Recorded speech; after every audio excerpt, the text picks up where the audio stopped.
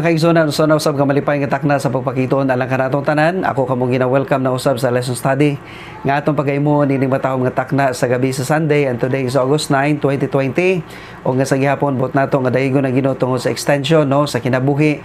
Mag-aatubang kita karon sa brand new nga semana. Apan hinaot nga kining pag-atubang nato usab sa mga bag-o nga mga hagit, bag-o nga mga responsibilidad nga nagaabot sa atong kinabuhi.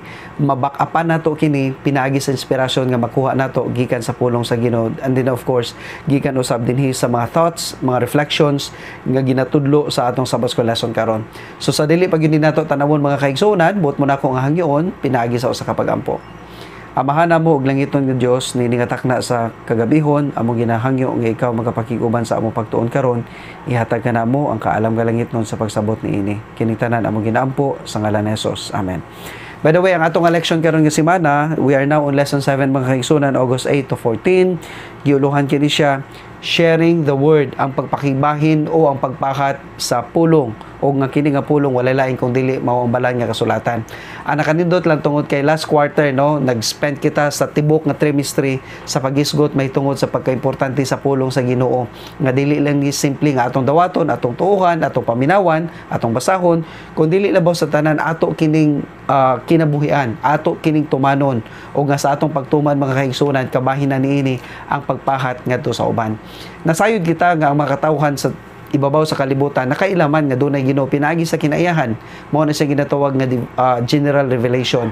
Apan mas nasayra nato kung unsa pagyud ang dugang nga information mahitungod sa Ginoo, labi na ang mahitungod sa plano sa kaluwasan pinaagi sa balaan nga kasulatan. Mao na nga importante usab nga ato ning sabton sa atong kaugalingon unya usab atong ipahat labi na sa mga katawhan nga wala pa gyud masayod mahitungod niini. Now diri sa Sunday mga kaigsuonan, ang atong subtopic is symbols of God's word. Mga simbolo o pipila ka mga images nga gigamit sa Ginoo isip pagkumpara kung unsa man ang iyang nga mga pulong. Sa diha nga miani siya dinhi sa kalibutan, di ba? Nasayod ta nga dunay siya daghan nga mga parables, dunay daghan nga mga messages, dunay daghan nga mga sermons nga iyang gi-deliver ngadto sa mga disciples. And oftentimes madunggan nato kung giunsa niya pag-reinforce ang pagkaimportante sa pulong sa Ginoo. Gani gigamit niya ang pipila ka mga very common nga mga analogy sa kalibutan isip pagpa-impress sa hunahuna sa mga tawo kung unsa gayud kay epektibo ang pulong sa Ginoo. Now dinhi gi-mention sa atong lesson nga ang pulong sa Ginoo gipakasulusama kini niya sa usa ka kahayag.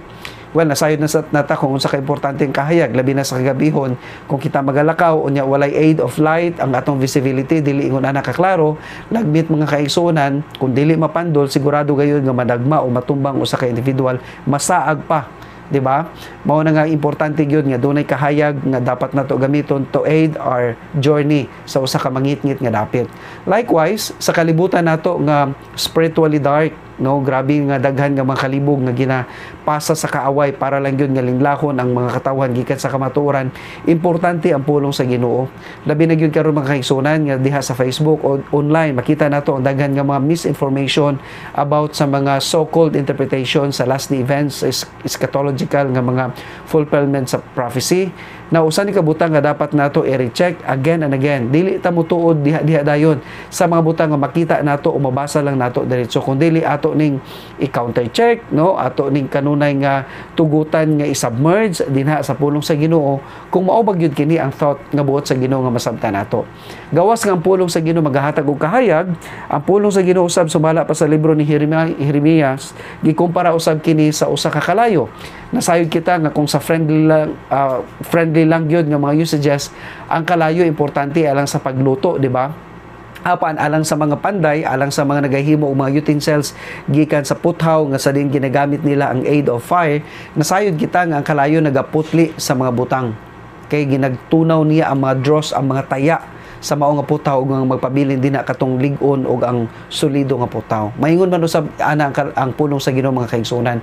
Sa diha nga atong dawaton kini sa atong kinabuhi, sama kini sa kalayo nga mga konsum, no, magatunaw ni atong mga taya, mga sala nga nagahatag kanato og kahasol.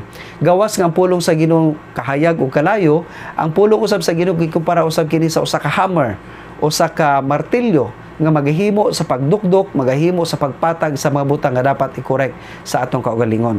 Gawa sa martilyo, gisulusama usab kini sa usa ka liso. Nasayod kita nga ang liso magahimo kini sa pagtubo kung atong ipugas din sa yuta o niya gikan sa maong nga liso mutungha ang usa ka tanom, prutas man siya o bulak. Pero kung imong tanawon mga kaigsunan, dili tanan nga liso nagadungan usab og tubo. Likewise, ingon ana pod ang nahimo nga flow sa pulong sa Ginoo sa uban nga kasing-kasing sa mga tao. Pero dili lang po ta mag-despair, no? Dili lang po ta dapat gyud nga mabalaka tungod kay eventually magatubo ra gyud na pinaagi sa grasya o pinaagi sa balang nga espiritu.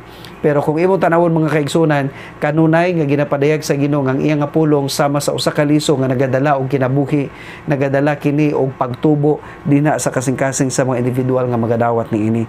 Og ang katapusan nga analogy o symbol nga gigamit dinhi sa Sabbath School lesson nato karon mahitungod sa pulong sa Ginoo is sama kini sa usa ka tinapay nga makabusog. Nasayod na ta, di ba? Nga ang pulong sa Ginoo usa kini ka espirituhanon nga kalanon nga dapat nato pagadawaton sa atong kaugalingon, usa kini ka nourishment nga magahatag og kalig-on sa atong panlawas. Nasayod ta kung unsa ka importante ang mga meals, ang breakfast, ang lunch ug ang dinner.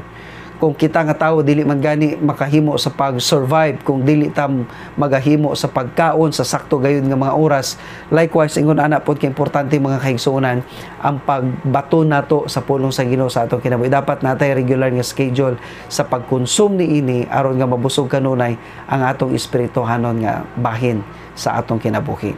Sa katapusan gusto nako nga basahon kining katapusan nga mga sentences diri no sa Sunday nga subtopic. Ingon pa niya dinhi, as you share the promises of the Word with others and help them discover that Jesus is the Word, their lives will be transformed by His goodness, charmed by His love, amazed by His grace, and satisfied in His presence.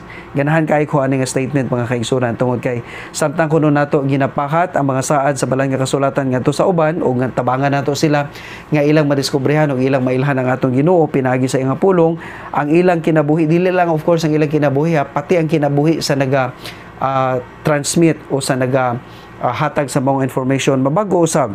Mabago sila pinagi sa iyang pagkamaayo, madani sila sa gugma sa Ginoo, di ba? Mahingangha sila sa grasya sa Ginoo ug labaw sa tanan mabalaan sila pinaagi sa presensya sa Ginoo. Ang ato lang gyud dinhi makaigsunan sa gihapon, himuon nato ang atong mga responsibilidad isip mga tinugyanan sa Ginoo niini nga mga gasa sa pagpahat sa iyang mga pulong. Lastly na kay dumdum ko dunay sugilanon mahitungod sa usa ka aksidente sa train nga sa diin nahulog kini sa tulay mga kaigsunan sa uban nga mga bahin sa kalibutan nga sa diin ang train moagi sa tulay unya kana nga tulay na mga panahon nga ilang ginausab ang direksyon para nga mohatag usab og pagpaagi sa uban nga mga sakyanan apan ni anang panahona nisutoy nilahos ra gyud ang train tungod kay ang nakita niya nga flag matud pa sa train engineer usa man ka white ug ang color nga white usa ka na ka simbolo nga mopadayon na gyud siya sa iyang pagbiyahe. So during sa investigation it was found out nga dunay 18 ka mga passengers nga namatay unya dunay pipila ka mga arguments no between sa train engineer ug sa bridge engineer. So ingon pa sa bridge engineer pula man gyud red flag man gyud ang akong gibutang pero natingala ko nganong wala ka ni hunong. Ingon pa pud sa train engineer, no dili red flag ang akong nakita is white flag mao nang nipadayon ko sa akong biyahe. Pero ni anang panahon sa diha ang gitan-aw gyud ang flag na nakita nga red flag gyud tinuod. Ang nakaapan lang kay nagga-fade na ang color sa mao nga flag. Mao nang kung imong tanawon red siya pero kung tanawon siya gikan sa layo mura na siya puti mga kaigsunan mao na nga dunay aksidente.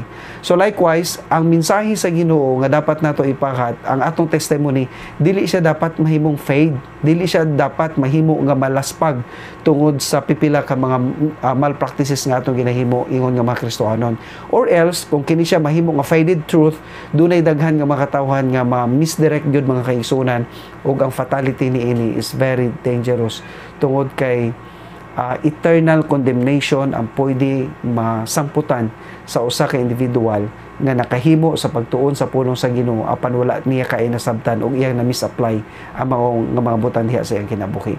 So hinaut nga Ginoo mga padayon sa pagpanalangin kanato samtang kita magahimo sa pagpakat sa pulong sa Ginoo gamit ang daghan nga matalento nga iyong gipiyal kanako kini akong buhi nga pag